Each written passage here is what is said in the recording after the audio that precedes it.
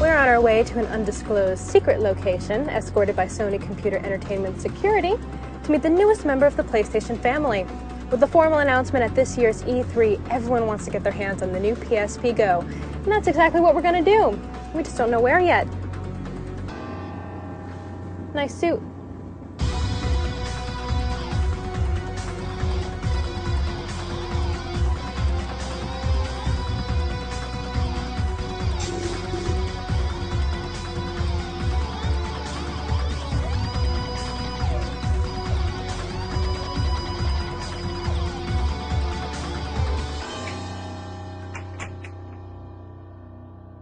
Over here.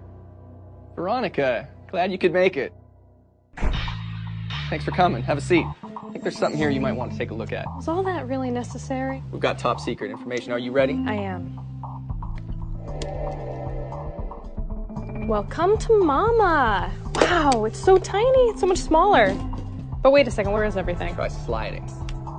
That's how you play the game. I get it now. So fill me in. What's this all about? So this is our newest PSP. It's called the PSP Go. All right, so I want the nitty-gritty tech specs on this baby. No problem. Down and dirty. So it's a 3.8-inch screen. It's 43% lighter than the PSP 3000. 16 gigs flash memory, Bluetooth support, and all digital content. So the UMD drive goes away. So it's going to be, I think, something that a lot of consumers are going to really like, being able to just download straight to a hard drive. It's a memory stick micro. Yeah, what I just you're picking noticed, out here, yeah. so that you can add extra memory to it if you'd like. Again, there's no excuse. If you run out of space here, you have a lot of content. So it'll be something that the digitally savvy consumer is going to really enjoy. We'll set it right down here between the two of us.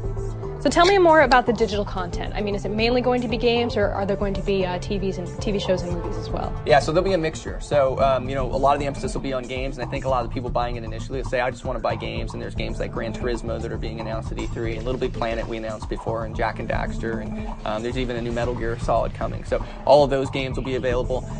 But then there's movies, and all the first-run movies that you can rent or buy through the PlayStation Network, and TV shows, as you mentioned, as well. So you can bring so much content over with you and fill it up on that 16 gigs flash memory. Well, since it is called the PSP Go, I imagine it would work with remote play as well. Integration with PS3 is very important to us, and it works just like PSP 3000, and that's a growing use. A lot of people like to be able to take their content from their PS3 with them on the go. What are the main differences between this and the PSP 3000? The first is the onboard memory, the flash memory, 16 gigs of space. There's Bluetooth support as well, so if you have a Bluetooth headset, you can actually tether it to your cell phone as well. But ultimately, it's the portability, and bringing that content with you in a smaller form factor.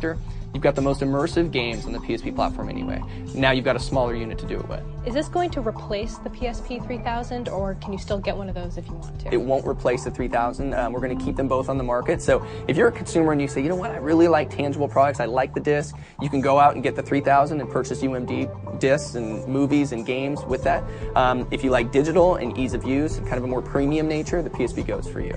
Does the design open up any new opportunities for developers? If you're a developer, you could say, you know what, maybe I want to create a smaller package, a game that's a little bit easier to play on the go. Maybe something that you'd play for 10, 15 minutes and then put down. Just kind of break up the game a little bit more. So developers, I think, are going to be looking at that. In the initial launch, we're going to have some pretty similar games between the two, but I think longer term, you'll see some changes. There have been a lot of rumors about the future of the PSP, and this device in particular has been very cloaked in secrecy for the past few months. Why this? Why now? Well, I think it's relevant. I think in this particular case, we always look to push innovation. For us, we wanted to get into digital and really kind of meet the needs of our consumer. More and more consumers are going online to purchase music, and they're starting to purchase games, and they're purchasing some movies. We always want to be ahead of that curve. We look at each of our products as 10-year life cycle products, so this needs to live on. Our view of the world is, digital is going to become more and more important as we go along here, and ease of use factors make it that much more important. Does it speak to Sony's long-term strategy to have downloadable content as opposed to hard media? We're going to look at kind of a shared strategy there, actually. Hard media media, tangible goods have their place, and I think that many consumers say, you know what, I'd really like to be able to just hold that disc. But there's certainly a growing segment culturally that want to be able to have digital goods. They've grown up with being able to download movies and music, and now they can download games. This is clearly the start of something really cool with the PSP Go. Where do you see it going in the future?